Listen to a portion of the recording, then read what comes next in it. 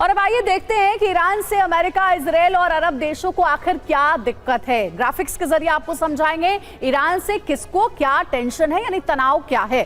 सबसे पहले अरब देशों और इजराइल से करीबी रिश्ते की वजह से टेंशन है। अरब देशों में अमेरिका के मिलिट्री बेस की वजह से भी तनाव है और ईरान के एटमी प्रोग्राम को लेकर के भी टेंशन है। और साथ ही अरब देशों के साथ अपने हितों पर भी खतरा अमेरिका को नजर आता है ईरान से।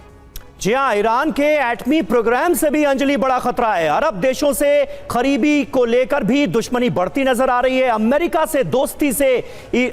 से दोस्ती ईरान को बिल्कुल मंजूर नहीं है। दोनों कट्टर दुश्मन माने जाते हैं। कट्टरपंथियों को ईरान के साथ से भी बड़ी परेशानी है, क्योंकि कट्टरपंथ को आगे बढ़ाकर एक तरह से आतंकवाद का समर्थन किया जा रहा है। ये आरोप अमेरिका लगाता है ईरान पर। जी हाँ, अभी तक हमने आपको बताया कि आखिर ईरान से प्रॉब्लम क्या है अमेरिका और इजराइल को। और अब देखिए अरब देशों को क्या दिक्कत है ईरान से, ये जानिए। ईरान शिया बहुल, अरब में सुन्नी आबादी है, इस वजह से भी दोनों के बीच तनाव देखने को मिलता है। शिया सुन्नी पर सदियों पुराना झगड़ा है। अमेरिका से दोस्ती ईरान को मंजूर नहीं है, जो कि अरब देश की है, और ईरान की एटमी ताकत से भी बड़ा खतरा समझ आता है।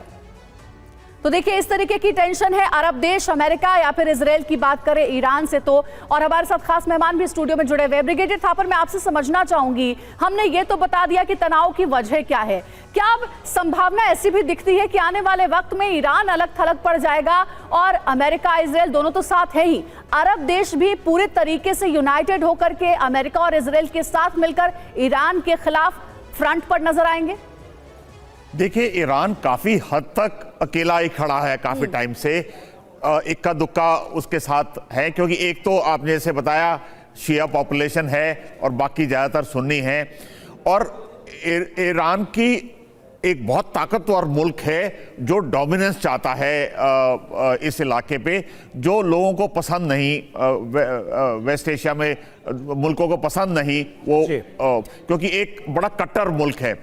तो उसके अगेंस्ट तो हैं काफी हद तक। ऑलरेडी इजराइल के साथ दोस्ती काफी लोगों ने कर ली है, और अमेरिका के साथ तो संधि काफी मुल्कों की है। अमेरिका कोई एनॉय नहीं कर सकता इस इलाके में, तो उन्होंने बना के रखी हुई है अमेरिका के साथ। तो मुझे नहीं लगता कि ज्यादा लोग ईरान के साथ, अगर ईरान और अमेरिका के बीच में चुनना होगा तो लोग अमेरिका को ही चुनेंगे। ईरान को कम 2-4 मुल्क ही होंगे जो चुनेंगे। और इसको हमने बिल्कुल थापर साहब, लेकिन वो एक थ्योरी दी जाती है ना, दुश्मन का दुश्मन भी दोस्त होता है। तो ईरान के साथ रूस और चाइना जैसे मुल्क भी आज की तारीख में खड़े हुए नजर आते हैं अमेरिका के खिलाफ। दोनों मुल्क ईरान की बड़ी ताकत माने जाते हैं। ऐसे में आने वाले वक्त में इसके क्या परिणाम हो सकते हैं, उस पर भी हम बात करेंगे। ईरान में हुए 2 बड़े धमाकों पर पुतिन का देखिए बयान सामने आ गया है। ये बर्बरता है और मानवता के खिलाफ हमला है। सहानुभूति जताने के लिए खामेनेई को पुतिन ने चिट्ठी लिखी है। पुतिन ने भरोसा दिया ईरान के साथ खड़े रहेंगे। तो जिन समीकरणों का हम थोड़ी देर पहले जिक्र कर रहे थे, वो समीकरण भी आगे बढ़ते हुए नजर आ रहे हैं। रूस ने एक बार फिर यह बताने की कोशिश की है कि इस मुश्किल घड़ी में वो पूरी तरह से ईरान के साथ है और पुतिन का भरोसा ईरान पर कायम है।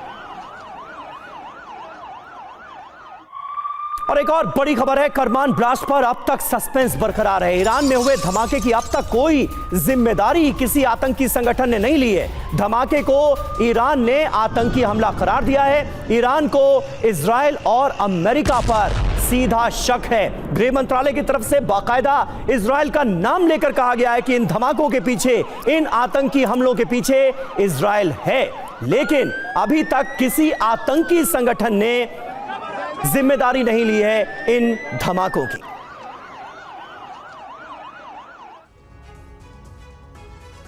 और अब आइए देखते हैं कि कासिम सुलेमानी कौन थे और 4 साल पहले वो कैसे मारा गया। तो कासिम सुलेमानी को आपको बताते हैं कि आखिर कौन था। कासिम सुलेमानी ईरान की सेना IRGC का पूर्व जनरल, वहीं दूसरे देशों में सीक्रेट ऑपरेशन के प्रमुख। इराक, अरब देशों में कई सीक्रेट ऑपरेशन को अंजाम तक पहुंचाया और ईरान में नेशनल हीरो की पहचान रही है। खामेनेई के बाद दूसरे नंबर का ताकतवर चेहरा, ईरान की सैन्य ताकत बढ़ाने में बड़ी भूमिका भी रही है। कैसे मारे गए ये जानिए। 3 जनवरी 2020 को बगदाद में हुई मौत, अमेरिका इजराइल के ड्रोन हमले में मौत हुई और 2020 में सीरिया से इराक के बगदाद पहुंचे थे। एयरपोर्ट से निकलने के बाद उनकी कार पर हमला हुआ। हमले में डिप्टी कमांडर मुहंदिस भी मारे गए। तो कासिम सुलेमानी इसलिए ईरान के लिए एक हीरो के तौर पर जाना जाता है और कासिम सुलेमानी की कब्र के ठीक पास ये बड़ा धमाका हुआ जिसमें 100 से भी ज्यादा लोगों की मौत हुई। हमारे साथ स्टूडियो में खास मेहमान भी जुड़े हुए, उनका भी रुख करेंगे। राजेश सर, मैं आपके पास आना चाहूंगी। जिस तरीके से इस वक्त टेंशन चल रही है, हमने ये तो देखा कि चाहे हूती हो या फिर हमास हो, पूरा सपोर्ट है ईरान का, लेकिन पर्दे के पीछे से कभी ईरान फ्रंट पर नहीं आया है। लेकिन अब ये सिचुएशन बनती नजर आ रही है कि जिस तरीके से खुली चेतावनी इजराइल भी दे रहा है कि सामने आकर के युद्ध लड़िए, क्या ईरान अब अपने पत्ते खोलेगा, दुश्मनी सीधे तौर पर दिखाएगा ईरान के साथ अपनी? देखिए, इस पर इसका इंडिकेशन हमें तब मिलेगा। अभी पुतिन का स्टेटमेंट आया है, वो ईरान के साथ खड़े हैं। चाइना क्या रुख लेगा, क्योंकि ईरान को अगर अमेरिका के अगेंस्ट खुले खुले आना है तो उनको ज़रूर चीन का सपोर्ट चाहिए। और चीन, आपने देखा है कि अभी रेड सी में हालांकि उन्होंने कहा कि हम मदद करेंगे लोगों की, वो खुल के नहीं आया है। तो चीन ये देख रहा है कि ये युद्ध कितना फैल रहा है और इसमें कितना उनको फ़ायदा होगा। तो और सर, इस बीच अमेरिका ने खुद को और इजराइल को इस पूरे हमले से कैसे अलग कर लिया है कि हम दोनों ही देश इस हमले के पीछे नहीं, इसका क्या मतलब समझे?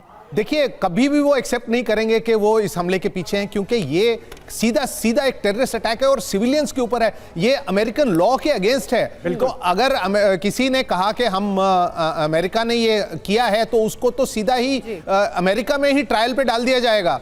तो वो तो कभी नहीं मानेंगे इस बात को। और पूरा का पूरा जो ब्लेम है वो आईसिस के ऊपर थोपेंगे, इसमें कोई शक की बात नहीं है। लेकिन बिल्कुल बिल्कुल सही बात है। और क्योंकि आईसिस के खात्मे में ईरानी जनरल कासिम सुलेमानी ने एक बड़ा रोल अदा किया था, इसलिए शक आईसिस पर भी जाता है।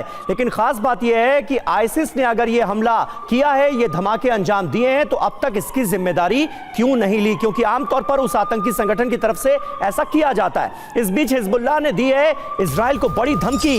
नसरल्लाह ने टीवी संबोधन में दी धमकी।